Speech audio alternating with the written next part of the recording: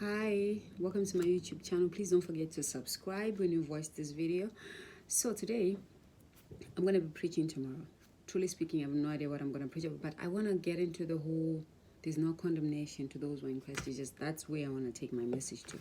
So while I'm sitting here, a little prayer, a little music, a little trying to get into the whole direction of the whole thing, I just thought of something. You matter to God. We matter to God. You, myself, we matter to God. You know why? Because he had to sacrifice one thing he loved dearly. John 3 verse 16.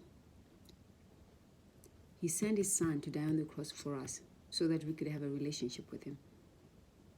We were soaked in sin so bad that he had to find a way. He had to find a way to come back for us. Remember when Eve ate the apple with Adam, and then the whole thing kind of went into some craziness, and then the devil thought he had won, but God himself was like, I have to do something. I have to do something because I love them dearly. He sent his son. You need to understand something. When you find, okay, I'll speak for me because some people, maybe they will not do it, but I know, when you find $100 bill, I'm talking about US dollars, in a garbage or something, or on the floor, but it looks a little bit off color, because it's been stepped on too many times.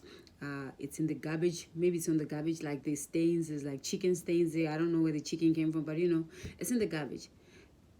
You'll be a fool not to try pick it up. Try to understand, or if you think like your mind is playing tricks on you, you'd want to see to be sure, is that $100? You know the one thing about that $100, doesn't matter how much stain it has, the value has never changed. The value of that, it will never change. It's the same thing as you and me. We know the enemy will try to use all his tricks and stuff like that. But our value to our Father who's in heaven, who made it possible for us to be able to come to him, to talk to him, has never changed. When he looks at you, he doesn't see the brokenness or the situation you're in right now. The person the word has named you, or whatever situation has portrayed you to be something. When he looks at you and he sees what he has made you to be. Because God lives in the out of time. How do you say it? In the timeline.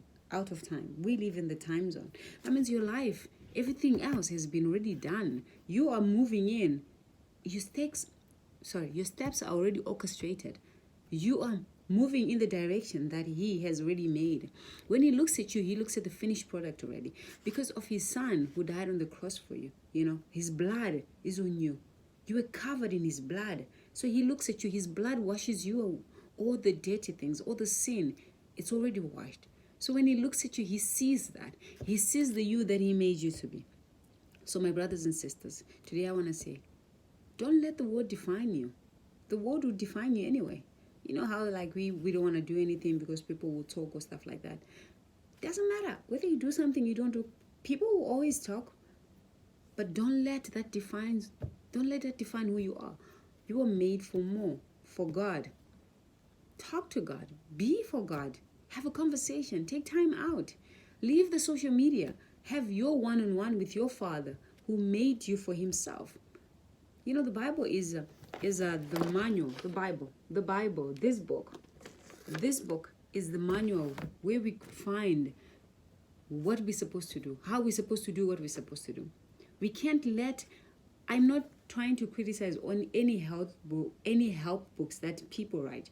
But you need to understand, if you read the Bible and you read some other help books, self-help books that people have made millions with, those books, it's actually the Bible that they don't give credit to.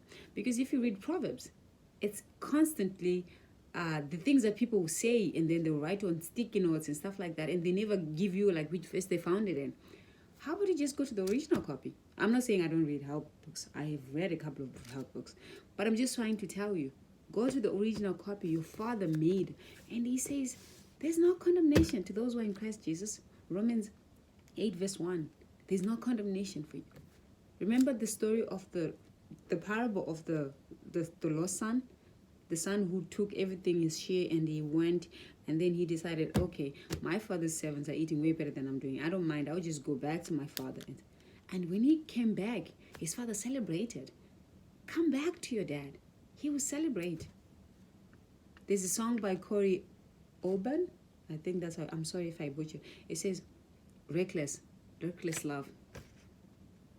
He would tear down anything that stands between you and him. He will tear down, you climb the mountain, you break doors just to get to you. That's how much he loves you. He will leave the 99 and go look for the one. He will leave the 99 so that he can look for you. So he adores you and he loves you. Hope you're having a beautiful Saturday. I'm chilled, I'm good, all is well. And God bless you, and God bless you, and God bless you. And thank you for watching. Please don't forget to subscribe.